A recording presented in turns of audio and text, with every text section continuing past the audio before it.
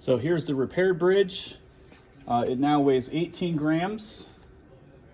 So let's go ahead and break it and see what our efficiency is. Again, when you do this, you want to put the load on as smoothly as possible, as if that load was being pulled by a motor.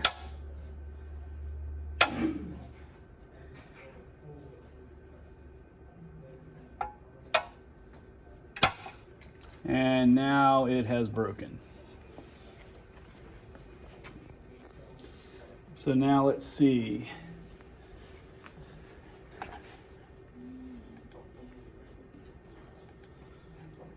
Maximum weight was 38.267 kilograms. So we do 38.267 divided by 18.1.